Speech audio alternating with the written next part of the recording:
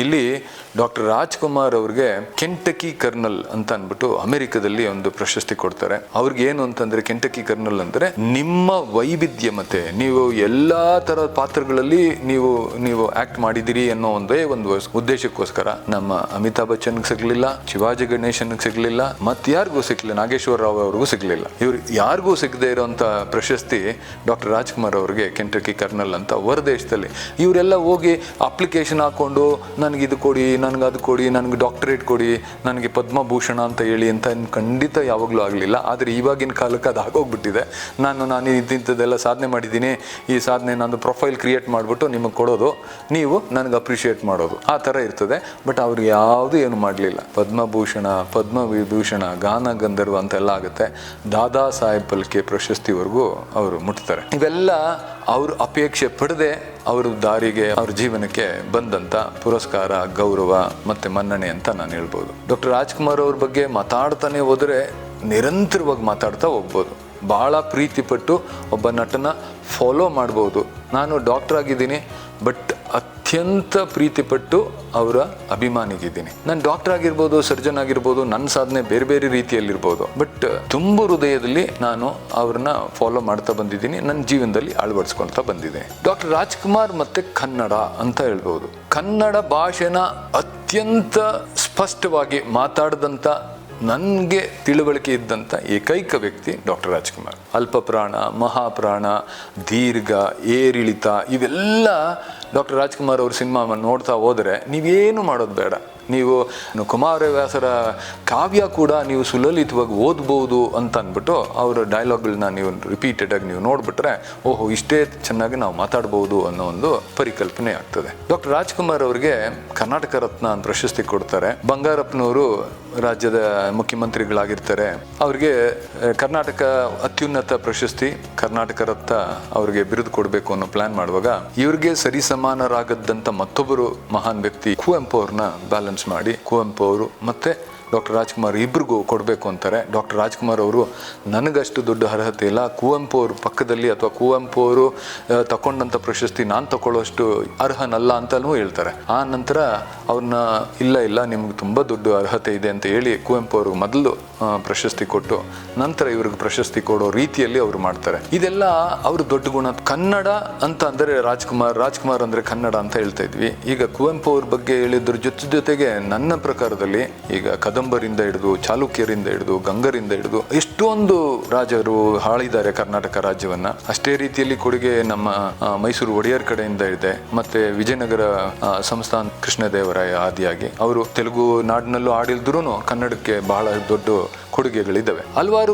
ಕವಿಗಳು, ಪಂಪ, ರನ್ನ, ಕುಮಾರವ್ಯಾಸ, ಈ ಥರದ್ದು ದೊಡ್ಡ ಮಹಾನ್ ವ್ಯಕ್ತಿಗಳಿದ್ರು. ಬಸವಣ್ಣವರಿದ್ರು, ಸರ್ವಜ್ಞರಿದ್ರು, ಇವರೆಲ್ಲ ಇದ್ರು. ನವಯುಗದಲ್ಲಿ ಕುವೆಂಪು ಅವರಾಗಿರ್ಬೋದು, ಕಾರಂತರಾಗಿರ್ಬೋದು, ಬೇಂದ್ರೆಯವರಾಗಿರ್ಬೋದು, ಹೀಗೆ ಹಲವಾರು ರೈಟರ್ಸ್ಗಳು ಕನ್ನಡ ಕಾಂಟ್ರಿಬ್ಯೂಷನ್ ಮಾಡಿದ್ದಾರೆ. ಅವ್ರು ಎಲ್ಲರೂ ಜೊತೆಯಲ್ಲಿ ಬೆಳ್ಕೊಂಡು ಬಂದ್ರು ಡಾಕ್ಟರ್ ರಾಜ್ಕುಮಾರ್ ನನ್ನ ಒಂದು ಶೇಡ್ ಮೇಲಿರ್ಬೋದು ಕನ್ನಡ ಬೆಳವಣಿಗೆಗೆ ಮತ್ತೆ ಕನ್ನಡದ ಉಳಿವಿಗೆ ಕಾರಣಕರ್ತರಾಗಕ್ಕೆ. ಕನ್ನಡ ರಾಷ್ಟ್ರೀಯ ಮನ್ನಣೆ ಸಿಕ್ಕಬೇಕು, ರಾಷ್ಟ್ರೀಯ ಭಾಷೆ ಆಗಬೇಕು ಅಂತ ಅಂದ್ಬಿಟ್ಟು ಎಷ್ಟೊಂದು ಪ್ರಯತ್ನ ಎಷ್ಟೊಂದು ವರ್ಷದಿಂದ ಆಗ್ತಾ ಇತ್ತು. ಗೋಕಾಕ್ ಚಳವಳಿ ಮಾಡ್ತಾರೆ, ನಾವು ಇನ್ನು ಸಣ್ಣ ಹುಡುಗರುಗಳು ಅವಾಗೆಲ್ಲ. ಆದರೆ ಡಾಕ್ಟರ್ ರಾಜ್ಕುಮಾರ್ ಹೇಳಿದ್ರು ಅಂತಂದರೆ ಗೋಕಾಕ್ ಚಳವಳಿ ಜಾರಿಗೆ ಬರಲಿ ಅನ್ನೋಂಥ ರಸ್ತೆಯಲ್ಲಿ ಪ್ರತಿಯೊಂದು ದೊಡ್ಡ ಆಂದೋಲನ ಆಗ್ತದೆ. ಡಾಕ್ಟರ್ ರಾಜ್ಕುಮಾರ್ ಅವರು ಒಂದು ದೊಡ್ಡ ಲಾರಿಯಲ್ಲಿ ಮೇಲ್ಗಡೆ ನಿಂತ್ಕೊಂಡು ಕೈ ಬೀಸಿ ಬರ್ತಾರೆ ಅಂದರೆ ಲಕ್ಷೋಪತಾದಿಯಲ್ಲಿ ಜನರು ಅವ್ರ ಹಿಂದೆ ಹೋಗ್ತಾರೆ. ಅದು ಜಸ್ಟ್ ಫ್ಯಾನ್ ಫಾಲೋಯಿಂಗ್ ಅಷ್ಟೇ ಅಲ್ಲ, ಆ ಮನುಷ್ಯ ಕನ್ನಡಕ್ಕೋಸ್ಕರ ಇಟ್ಟಂಥ ಪ್ರೀತಿ ನಮ್ಮೆಲ್ಲರ ಕಾಂಟ್ರಿಬ್ಯೂಷನ್ ಇರಬೇಕು ಅಂತ ಅಂದ್ಬಿಟ್ಟು ಅಷ್ಟು ರ್ಯಾಲಿ ಮಾಡ್ತಾರೆ. ಆವಾಗ ಕನ್ನಡಕ್ಕೆ ರಾಷ್ಟ್ರೀಯ ಸ್ಥಾನ, ಮಾನ, ಗೌರವ ಬರುತ್ತದೆ. ಹೀಗೆ ಅವರು ಮಾಡಿದಂಥ ಕೆಲಸಗಳು ಹಲವಾರು. ಪ್ರತ್ಯಕ್ಷವಾಗಿ ಡಾಕ್ಟರ್ ರಾಜ್ಕುಮಾರ್ ಯಾರಿಗೂ ಹೋಗ್ಬಿಟ್ಟು ದುಡ್ಡು ಕೊಟ್ಟರು, ಅವ್ರಿಗೆ ಸಹಾಯ ಮಾಡಿದ್ರು, ಇನ್ನೊಂದು ಮಾಡಿದ್ರು, ಅವು ಯಾವ ಬೇಡ ರೀ. ನಮ್ಮ ಕಾಲದ ಜನರು, ನನ್ನ ಪ್ರಕಾರದಲ್ಲಿ ಒಳ್ಳೆತನ ಏನಾದರೂ ಇದ್ದರೆ ನಮ್ಮಗಳಲ್ಲಿ ಅದು ಡಾಕ್ಟರ್ ರಾಜ್ಕುಮಾರ್ ಅವ್ರ ಸಿನಿಮಾ ನೋಡ್ತಾ ನಾವೆಲ್ಲ ಕಲ್ತಿದ್ದಂಥ ಪಾಠ ಅಂತ ನಾನು ಹೇಳ್ಕೊಳ್ಬೋದು.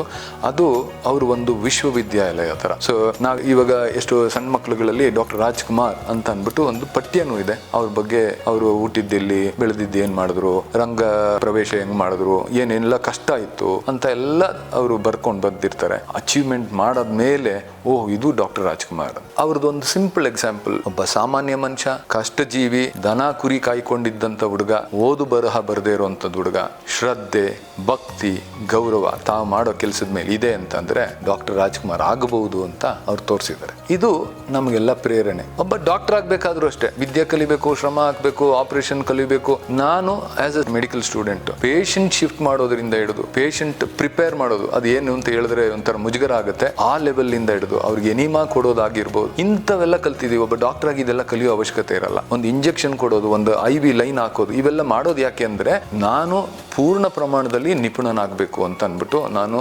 100% ಎಫರ್ಟ್ ಹಾಕಿ ಒಬ್ಬ ಡಾಕ್ಟರ್ ಆಗಿದ್ದೀನಿ ಅಥವಾ ಸರ್ಜನ್ ಆಗಿದ್ದೀನಿ. ಅದಕ್ಕೆ ಪ್ರೇರೇಪಣೆ ಅಗೇನ್ ಡಾಕ್ಟರ್ ರಾಜ್ಕುಮಾರ್. ನನ್ನ ತಂದೆ ತಾಯಿ definitely they are living example. ದಿನ ಬೆಳಗ್ಗೆ ಎದ್ರೆ ನನ್ನ ತಂದೆ ಹೆಂಗಿದ್ರು, ನನ್ನ ತಾಯಿ ಹೆಂಗಿದ್ರು ಅಂದ್ರೆ ನನ್ನ ತಂದೆನೋ ರಾಜ್ಕುಮಾರ್ ಇದ್ದಂಗಿದ್ದಾರೆ ಅಂತ, ನಮ್ಮ ತಾಯಿನೋ ಪಾರ್ವತಮ್ಮನವ್ರು ಇದ್ದಂಗಿದ್ದಾರೆ ಅಂತ ಅನ್ಕೊಂಡು ಅವ್ರು ನೋಡುವಾಗ್ಲೂ ದಿನ ಅವ್ರು ನೋಡುವಾಗ ಅವ್ರು ಒಳ್ಳೆ ಮಾಡೋ ಕೆಲಸ ಮಾತ್ರ ನನಗೆ ಕಾಣಿಸ್ತಿತ್ತು. ಇವ್ರು ಮಾಡಿದ್ದಂತ ಅದ್ಭುತವಾಗಿರುವಂತ ಕೆಲಸಗಳಲ್ಲಿ ಎಷ್ಟೋ ಜನ ಮೂಗ್ ಮುರಿತಾರೆ, ಅವ್ರು ಅದ್ ಮಾಡ್ಬೋದಾಗಿತ್ತು, ಇದು ಮಾಡ್ಬೋದಾಗಿತ್ತು. ಏನು ಮಾಡೋ ಅವಶ್ಯಕತೆ ಇರಲ್ಲ. ನಮ್ಮ ಜೀವನದಲ್ಲಿ ಅದ್ಭುತವಾಗಿರುವಂತ ಒಂದು ಪಾತ್ರ ನಿರ್ವಹಿಸಿದ್ದಾರೆ. ಆ ಪಾತ್ರ ಬರೀ ಸಿನಿಮಾಕ್ಕೆ ಮೀಸಲಾಗ್ಲಿಲ್ಲ, ನಮ್ಮ ಜೀವನದಲ್ಲಿ ಅಳವಡಿಕೆ ಮಾಡಿಕೊಳ್ಳುವಂತ ಎಲ್ಲಾ ರೀತಿ ಸಹಾಯ ಅವ್ರು ಮಾಡಿದ್ದಾರೆ. ಇದಕ್ಕಿಂತ ಜಾಸ್ತಿ ಒಬ್ಬ ಮನುಷ್ಯ ಜೀವನದಲ್ಲಿ ಮಾಡಕ್ ಸಾಧ್ಯವೇ ಇಲ್ಲ ಅಂತ ಅನ್ಕೊಳ್ಬಹುದು. ಬೇರೆ ಯಾವೇ ಆಕ್ಟರ್ ಆಗಿದ್ರು ಇಷ್ಟು ಇನ್ಫ್ಲುಯೆನ್ಸ್ ಖಂಡಿತವಾಗ್ಲೂ ಮಾಡಿರಕ್ಕಾಗಲ್ಲ. ಅವರು ಸಾರಿದ್ದಾರೆ ಅಂತ ನಾನು ಹೇಳ್ಬೋದು. ಡಾಕ್ಟರ್ ರಾಜ್ಕುಮಾರ್ ಅವರು ಮತ್ತೆ ಕನ್ನಡ ಅಂತ ಅಂದ್ಬಿಟ್ಟು ನಾನ್ ಸ್ಟಾಪ್ ನಾವೆಲ್ಲ ಮಾತಾಡ್ತಾ ಇರ್ತೀವಿ.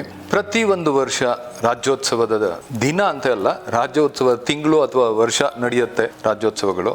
ಯಾವಾಗ ನಾವು ಹಾಡಾಕ್ಬೇಕು ಅಂತಂದ್ರೆ ಹುಟ್ಟಿದರೆ ಕನ್ನಡ ನಾಡು ಹುಟ್ಟಬೇಕು, ನಾವಾಡುವ ನುಡಿಯೇ ಕನ್ನಡ ನುಡಿ ಅಂತ ಅನ್ನುವಂಥ ಅದ್ಭುತವಾಗಿರುವಂಥ ಹಾಡುಗಳು. ಜೇನಿನ ಹೊಳೆಯೋ ಹಾಲಿನ ಮಡೆಯೋ ಸುದೆಯೋ ಕನ್ನಡ ಸವಿ ನುಡಿಯೋ ಅಂತ ಹಾಡ್ತಾರೆ. ಎಲ್ಲಾದರೂ ಇರು ಎಂತಾದರೂ ಇರು ಎಂದೆಂದಿಗೂ ನೀ ಕನ್ನಡವಾಗಿರು, ಕನ್ನಡವೇ ಸತ್ಯ ಕನ್ನಡವೇ ನಿತ್ಯ.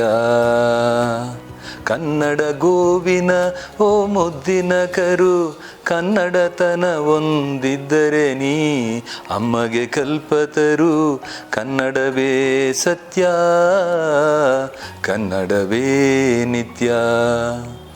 ಈ ಥರ ಹಾಡು ಡಾಕ್ಟರ್ ರಾಜ್ಕುಮಾರ್ ಅಲ್ಲದೆ ಬೇರೆ ಯಾರಾದರೂ ಹಾಡಿದರೆ ಕುವೆಂಪು ಅವರು ನಮ್ಮವ್ರಿಗೂ ಮುಟ್ತಾ ಇರಲಿಲ್ಲ ಅಂತ ಅನ್ಕೊಳ್ಬೋದು. ಅದೇ ರೀತಿಯಲ್ಲಿ ನಾವಾಡುವ ನುಡಿಯೇ ಕನ್ನಡ ನುಡಿ, ನಾವಿರುವ ತಾಣವೇ ಗಂಧದ ಗುಡಿ, ಅಂದದ ಗುಡಿ ಚಂದದ ಗುಡಿ ಶ್ರೀಗಂಧದ ಗುಡಿ.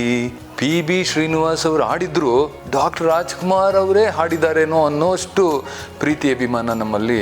ಹುಟ್ಟಿದರೆ ಕನ್ನಡ ನಾಡಲ್ಲಿ ಹುಟ್ಟಬೇಕು ಅನ್ನುವಾಗ ಹಂಸಲೇಖ ಅವರು ಹಾಡಬಾರ್ದಂಥ ಹಾಡು, ಹುಬ್ಬಳ್ಳಿ ಚೆನ್ನಮ್ಮ ಸರ್ಕಲ್ ನಿಂತ್ಕೊಂಡು ಒಂದು ಸಾರ್ವಟ್ ಮೇಲೆ ಹಾಡ್ಕೊಂಡು ಬರ್ತಾರೆ. ಸನ್ನಿವೇಶ ಅಷ್ಟೊಂದು ಏನಿರಲಿಲ್ಲ, ಆಕಸ್ಮಿಕ ಚಿತ್ರದಲ್ಲಿ ಹಾಡು ಬರಬೇಕು ಅಂತ ಇರಲಿಲ್ಲ. ಆದರೆ ಡಾಕ್ಟರ್ ರಾಜ್ಕುಮಾರ್ ಅವರಿಗೆ ಕನ್ನಡ ಅನ್ನೋದು ಉಸಿರಲ್ಲಿತ್ತು ಅನ್ನೋದಕ್ಕೆ ಇದೊಂದು ಹಾಡು. ಹುಟ್ಟಿದರೆ ಕನ್ನಡ ನಾಡಲ್ಲಿ ಹುಟ್ಟಬೇಕು, ಮೆಟ್ಟಿದರೆ ಕನ್ನಡ ಮಣ್ಣ ಮೆಟ್ಟಬೇಕು, ಬದುಕಿದು ಚಟಕ ಬಂಡಿ ಇದು ವಿಧಿಯೋಡಿಸುವ ಬಂಡಿ. ಈ ತರ ಹಾಡಬೇಕು ಅಂತಂದ್ರೆ ಇದು ರಾಜ್ಕುಮಾರ್ಗೋಸ್ಕರನೇ ಬರೆದಿದ್ದಾರೇನೋ ಅನ್ನೋಂಥ ಸಂತೋಷವಾಗಿರುವಂಥ ಈ ಹಾಡುಗಳನ್ನೆಲ್ಲ ಡಾಕ್ಟರ್ ರಾಜ್ಕುಮಾರ್ ಅವರು ನಮ್ಮ ಮುಂದೆ ತಂದಿದ್ದಾರೆ. ನಮಗೆ ಕನ್ನಡದ ಬಗ್ಗೆ ಅದಮ್ಯವಾದ ಪ್ರೀತಿ ಡೆವಲಪ್ ಆಗೋಯ್ತು. ನಾನು PU ಓದ್ತಾ ಇರ್ಬೋದು, ಹರಿಶ್ಚಂದ್ರ ಪುರದ ಪುಣ್ಯಂ ಪುರುಷ ರೂಪಿಂದೆ ಹೋಗುತ್ತಿದೆ ಅಂತ ಹೇಳ್ತಾರೆ. ಒಂದು ಕನ್ನಡದ ಹಳಗನ್ನಡದ ಪದ್ಯ. ಡಾಕ್ಟರ್ PV ನಾರಾಯಣ ಅವ್ರನ್ನ ನೆನೆಸಲೇಬೇಕು ಇವತ್ತು. ಯಾಕೆ ಅಂದ್ರೆ ಅವ್ರು ನಮ್ಮ ಕನ್ನಡದ ಪ್ರಾಧ್ಯಾಪಕರು, ಪ್ರೊಫೆಸರ್, ರೈಟರ್. ಪುರದ ಪುಣ್ಯಂ ಪುರುಷ ರೂಪಿಂದೆ ಹೋಗುತ್ತಿದೆ ಅಂತ ಅಂದ್ಬಿಟ್ಟು ಒಂದು ಹಳಗನ್ನಡದ ಪದ್ಯನ ಹೇಳ್ತಾ ಹೋಗ್ತಾರೆ. ಮೈ ಜುಮ್ಮನ್ನಕ್ಕೆ ಶುರು ಆಗ್ಬಿಡ್ತದೆ, ಕಷ್ಟ ಆಗ್ಬಿಡ್ತದೆ, ನೋವು, ಸಂಕಟ, ಅಳು ಎಲ್ಲ ಒಟ್ಟೊಟ್ಟಿಗೆ ಶುರು ಆಗ್ಬಿಡ್ತದೆ. ಯಾಕೆ ಅಂದ್ರೆ ಸತ್ಯ ಹರಿಶ್ಚಂದ್ರ ಮಹಾರಾಜ ವಿಶ್ವಾಮಿತ್ರರ ಹೇಳಿಕೆ ಪ್ರಕಾರ ನೀನು ಸುಳ್ಳು ಹೇಳಲ್ಲ ಅನ್ನೋದಾದ್ರೆ ನೀನು ನಿಮ್ಮ ಆಸ್ತಿ ಪೂರ್ತಿ ಎಲ್ಲ ಬಿಟ್ಟು ನೀನು ಕಾಡಿಗೆ ಹೋಗ್ಬೇಕು, ನಿನ್ನ ಹೆಂಡತಿ ಕರ್ಕೊಂಡು ಅಂತ ಅನ್ಬಿಟ್ಟು ಹೇಳ್ತಾರೆ. ಆವಾಗ ಸುತ್ತ ಇದ್ದಂತ ಜನ, ಮಹಾರಾಜ ವೈಭೋಗ ಬಿಟ್ಬಿಟ್ಟು ನಾರುಮಡಿ ತೊಟ್ಕೊಂಡು ಅವನ ಹೆಂಡತಿ ಮತ್ತೆ ಮಗು ಲೋಹಿತಾಶ್ವನ್ ಜೊತೆಲಿ ಕಾಡಿಗೆ ಹೋಗ್ತಾನೆ ಅಂತ ಅನ್ನುವಾಗ ಜನಗಳು ಯಾವ ರೀತಿಯಲ್ಲಿ, ಒಬ್ಬ ಅರ್ಚಕನಿರ್ಬೋದು, ಒಬ್ಬ ಮಡಿವಾಳ್ರವನ್ ಇರ್ಬೋದು, ಒಬ್ಬ ಸೈನಿಕ ಇರ್ಬೋದು, ಅವನ ಸಹಾಯಕ ಇರ್ಬೋದು, ಸಾರೋಟ್ ಓಡಿಸೋನ್ ಇರ್ಬೋದು, ಏನು ಸತ್ಯ ಹರಿಶ್ಚಂದ್ರನ ಕಾಡು ಬಿಡುವಾಗ ಪುರದ ಪುಣ್ಯ, ನಮ್ಮ ದೇಶದ ಪುಣ್ಯ ಪುರುಷ ರೂಪದಲ್ಲಿ ಹೊರಗಡೆ ಹೊಟ್ಟೋಗ್ತಾ ಇದೆ ಅಂತ ಅಂದ್ಬಿಟ್ಟು ಅವರು ಅಳನ್ನು ತೋಡ್ಕೊಳ್ಳುವಂತ ಒಂದು ಸನ್ನಿವೇಶ. ನಮಗೆ